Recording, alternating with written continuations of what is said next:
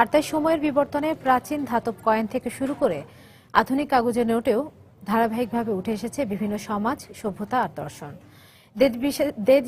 দেশ বিদেশের এমনই সব মুদ্রায় মেলবন্ধন ঘটেছে টাকা জাদুঘরে। বিস্তারিত জানাচ্ছেন এজি মাহমুদ। অনেকেই বলেন টাকা নাকি গাছে ধরে না, কিন্তু টাকা জাদুঘরের প্রবেশপথের এই দেয়ালে রয়েছে সেই টাকা গাছ, যেখানে প্রাচীনকালের সব মুদ্রা থেকে শুরু করে রয়েছে বর্তমান সময়ের প্রচলিত মুদ্রা এবং কাগজের নোটের রেপ্লিকা।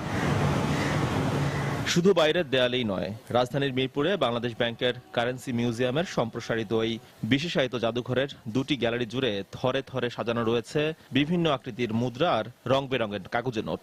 এখানে এলেই চোখে পড়বে ভারতীয় উপমহাদেশের প্রাচীনতম ছাপাঙ্কিত সেই রৌপ্য মুদ্রা। রয়েছে হরিকেল সভ্যতা থেকে শুরু করে দিল্লি ও বাংলার সুলতানি আমলের মুদ্রাও। বাদ যায়নি মোগল আর ব্রিটিশ আমলের প্রচলিত সব মুদ্রাগুলো।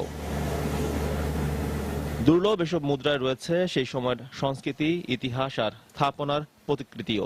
নজর কেড়ে নেবে চোখ ধাঁধানো স্বর্ণ মুদ্রা থেকে শুরু করে 19 শতক পর্যন্ত মুদ্রা হিসাবে এই বাংলায় ছোট ছোট লেনদেনে ব্যবহৃত করির নমুনাও।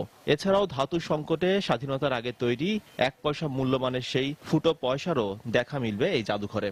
শুধু দেশি নয়, রয়েছে চীন, জার্মানি, রাশিয়া সহ বিভিন্ন দেশের মুদ্রা, স্মারক, টোকেন আর ব্যাংক নোটও, যা দেখতে প্রতিদিনই ভিড় করেন দর্শনার্থীরা। বৌদ্ধ সাম্রাজ্য থেকে শুরু করে আমাদের মুসলিম সাম্রাজ্য, হিন্দু সাম্রাজ্য, অর্থনৈতিক পরিবর্তনের সাথে সাথে এদের মুদ্রা ব্যবস্থারও পরিবর্তন হয়েছে। এই মুদ্রা ব্যবস্থার পরিবর্তনগুলো আমরা এখানে দেখতে পাচ্ছি। সুলতানি আমল থেকে শুরু করে যে বিভিন্ন আমলের যে মুদ্রাগুলো, এগুলোর আসলে কিরকম ছিল, তারপরে এগুলোর আকার কিরকম ছিল, এগুলা দেখে আসলে খুবই অভিভূত হয়েছি।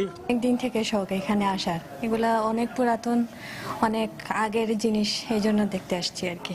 কারো কাছে প্রাচীন বা দুর্লভ মুদ্রা থাকলে তা জমা দেওয়ারও সুযোগ রয়েছে বলে জানালেন কিউরেটর। আমাদের সোর্স হচ্ছে মেইনলি উপহার।